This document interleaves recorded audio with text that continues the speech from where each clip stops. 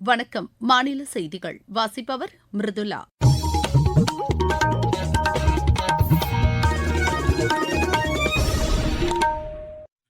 தலைப்புச் செய்திகள். மத்திய அரசின் திட்டங்களின் பலன்களை அதிகப்படுத்துவது குறித்து பிரதமர் திரு நரேந்திர மோடி பிஜேபி ஆளும் மாநில முதலமைச்சர்கள் மற்றும் துணை முதலமைச்சர்களுடன் ஆலோசனை நடத்தினார். உச்சநீதிமன்றம் தொடங்கி 75 ஆண்டுகள் நிறைவு பெறுவதை முன்னிட்டு மக்கள் சிறப்பு நீதிமன்றத்திற்கு உச்சநீதிமன்றம் ஏற்பாடு செய்துள்ளது.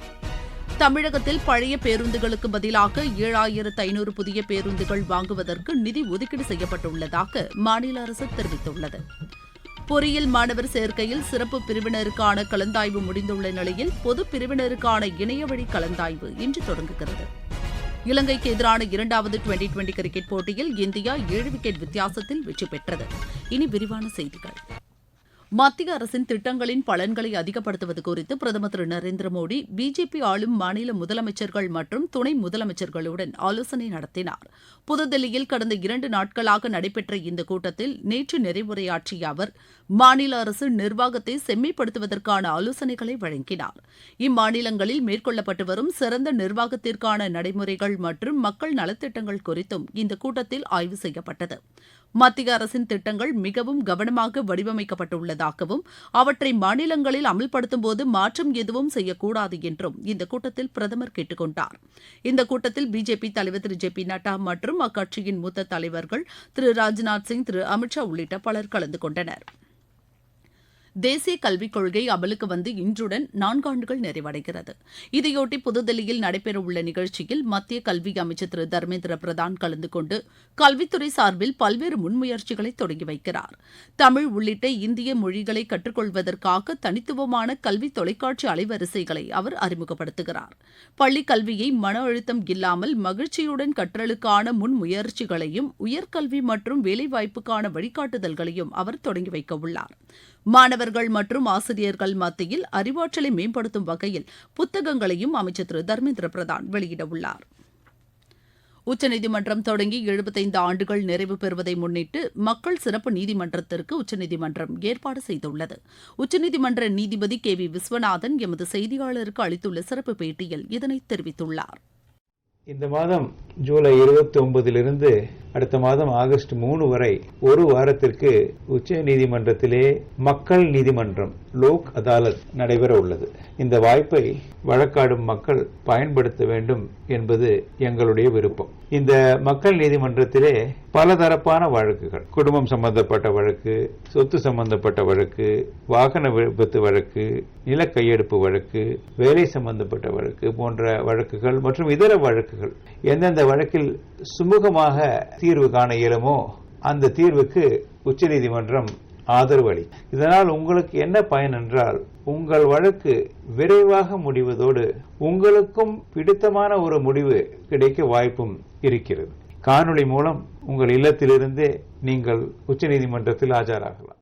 தமிழ்நாடு அரசு போக்குவரத்து கழகத்தில் பழைய பேருந்துகளுக்கு பதிலாக 7500 புதிய பேருந்துகள் வாங்குவதற்கு நிதி ஒதுக்கீடு செய்யப்பட்டுள்ளதாக போக்குவரத்து துறை அமைச்சர் திரு சிவசங்கர் தெரிவித்துள்ளார். நாமக்கல் மாவட்டம் அத்தனூர் பேரூராட்சியில் பல்வேறு நலத்திட்டங்களை தொடங்கி வைத்து பேசிய அமைச்சர் தற்போது 1000 புதிய பேருந்துகள் பயன்பாட்டிற்கு கொண்டுவரப்பட்டுள்ளதாக தெரிவித்தார். பழைய பேருந்துகளுக்கு பதிலாக மேலும் புதிய பேருந்துகள் படிப்படியாக பயன்பாட்டிற்கு கொண்டுவரப்பட உள்ளதாகவும் அவர் கூறினார். போக்குவரத்து துறையின் சார்பில் பல்வேறு திட்டங்கள் செயல்படுத்தப்பட்டு வருவதாகவும் அமைச்சர் திரு சிவசங்கர் தெரிவித்தார். கர்நாடக அணைகளிலிருந்து காவிரியில் திறந்துவிடப்பட்ட தண்ணீரின் அளவு இன்று காலை நிலவரப்படி வினாடிக்கு 1,45,000 கன அடியாக குறைந்துள்ளது. நேற்று வினாடிக்கு 1,60,000 கன அடி வீதம் தண்ணீர் வந்து கொண்டிருந்தது. இதன் காரணமாக மேட்டூர் அணை வேகமாக நிரம்பி 110 அடியை எட்டியுள்ள நிலையில் டெல்டா பாசனத்திற்காக அணையிலிருந்து நேற்று மாலை முதல் வினாடிக்கு 12,000 கன அடி தண்ணீர் திறந்துவிடப்பட்டுள்ளது. இதன் காரணமாக காவிரி கரையோரம் உள்ள மாவட்டங்களில் வெள்ள அபாய எச்சரிக்கை விடப்பட்டுள்ளது. கரையோரம் வசிக்கும் மக்களை பாதுகாப்பான இடங்களுக்கு கொண்டு செல்லுமாறு மாவட்ட நிர்வாகங்களை மாநில வருவாய் மற்றும் பேரிடர் நிர்வாகத்துறை கேட்டுக் கொண்டுள்ளது. காவிரியில் அதிகமான தண்ணீர் வருவதால் ஆற்றில் இறங்கவோ குளிக்கவோ கூடாது என்று நாமக்கல் மாவட்ட ஆட்சியர் திருமதி உமா அறிவுறுத்தியுள்ளார். மேட்டூர் டேம்ல இருந்து படிப்படியாக தண்ணீர் காவேரி ஆற்றில் திறக்கக்கூடிய ஒரு சாத்தியக்கூறு இருக்கு. அதற்காக நம்ம ஏற்கனவே முன்னெச்சரிக்கை நடவடிக்கைகள் எல்லாம் குறிப்பா நமக்கு குமாரபாளையம் நகராட்சி, பள்ளிப்பாளையம் நகராட்சியில இருக்காங்க. இது தவிர நமக்கு அனிச்சம்பாளையம், பரமத்திவேலூர் தாலுகாலையும் வருது. டவுன் பஞ்சாயத்து பொறுத்த வரைக்கும் நமக்கு பொத்தனூர்ல கொஞ்சம் இருக்கு, வெங்கரை, பரமத்தி வேலூர், வேலூர். ஸோ இந்த மாதிரி இந்த ஆத்தங்கரையோரமா இருக்கக்கூடியதுலாம் நம்ம வந்து ஒரு டெப்டி கலெக்டர் தலைமையில ஒரு டீம் போட்டிருக்கிறோம். பொதுமக்கள் அனைவரும் கவனமா இருக்கணும். படிப்படியாக தண்ணி ஏறும் பொழுது இங்க நம்ம 24 hours டியூட்டியில இருக்கக்கூடிய வருவாய்த்துறை, காவல்துறை, ஊரக வளர்ச்சித்துறை, நகராட்சி நிர்வாகத்துறை சொல்லக்கூடிய அறிவுரைகளை பின்பற்றி அவங்களுடைய முக்கியமான ஆவணங்களை எல்லாம் எடுத்துக்கிட்டு நம்ம தயார் நிலையில ரிலீஃப் சென்டர்ஸ் வச்சிருக்கோம். அங்க நம்ம அவங்களை ஷிஃப்ட் பண்ணி அவங்களுக்கு தேவையான அடிப்படை வசதிகள், மருத்துவ வசதிகள் எல்லாமே பண்றதுக்கு நம்ம அனைத்து துறை அதிகாரிகளுக்கும் உத்தரவிட்டிருக்கிறோம். தொடர்ந்து இந்த பணிகள் வந்து கண்காணிச்சுட்டே இருக்கும். நீங்கள் கேட்டுக்கொண்டிருப்பது மாநில செய்தி அறிக்கை. புதிய குற்றவியல் சட்டங்களின் சிறப்பு அம்சங்கள். ஒரு குற்ற வழக்கின் விசாரணை முடிவடைந்த 45 நாட்களுக்குள் தீர்ப்பு வழங்கப்பட வேண்டும்.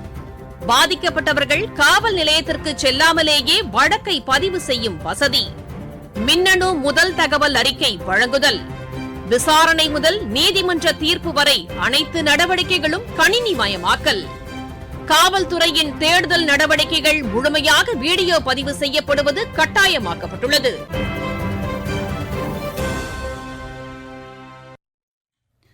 பொறியியல் மாணவர் சேர்க்கையில் சிறப்பு பிரிவினருக்கான கலந்தாய்வு முடிந்துள்ள நிலையில் பொது பிரிவினருக்கான இணையவழி கலந்தாய்வு இன்று தொடங்குகிறது. இந்த கலந்தாய்வு 3 சுற்றுகளாக அடுத்த மாதம் 3ஆம் தேதி வரை நடைபெறவுள்ளது. தொழிற்கல்வி பிரிவு மாணவர்களுக்கான கலந்தாய்வும் இன்று தொடங்கவுள்ளது. அடுத்த மாதம் 10ஆம் தேதி வரை நடைபெறும் இந்த கலந்தாய்வு ஒரே சுற்றாக நடத்தப்படும். மேற்கு திசை காற்றின் வேக மாறுபாடு காரணமாக தமிழகத்தில் ஓரிரு இடங்களிலும் புதுச்சேரி மற்றும் காரைக்கால் பகுதிகளில் இன்று இடி மின்னலுடன் கூடிய லேசானது முதல் மிதமான மழை பெய்யக்கூடும் என்று சென்னை வானிலை ஆய்வு மையம் தெரிவித்துள்ளது. சென்னையை பொறுத்தவரை வானம் ஓரளவு மேகமூட்டத்துடன் காணப்படும் என்றும் நகரின் ஒரு சில பகுதிகளில் லேசான மழை பெய்ய வாய்ப்புள்ளது என்றும் தெரிவிக்கப்பட்டுள்ளது. மேற்கு தொடர்ச்சி மலைப்பகுதிகளில் பெய்து வரும் தொடர் மழை காரணமாக திருப்பூர் மாவட்டம் உடுமலைப்பேட்டை, அமராவதி அணைக்கு நீர்வரத்து அதிகரித்துள்ளது. அணை முழு கொள்ளளவை எட்ட உள்ளதால் அணைக்கு வரும் உபரி நீர் முழுவதும் அமராவதி ஆற்றில் திறந்துவிடப்பட்டுள்ளது.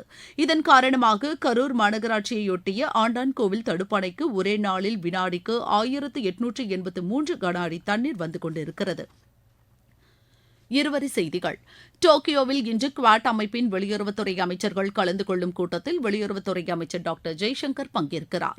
காஷ்மீர் பள்ளத்தாக்கில் பனிலிங்கத்தை தரிசிக்க 1832 யாத்ரீகர்கள் கொண்ட மற்றொரு குழு ஜம்முவிலிருந்து புறப்பட்டு சென்றுள்ளது. அசாம் மாநிலத்தில் காவல்துறையினர் 9 கோடி ரூபாய் மதிப்பிலான போதைப் பொருட்களை பறிமுதல் செய்துள்ளனர்.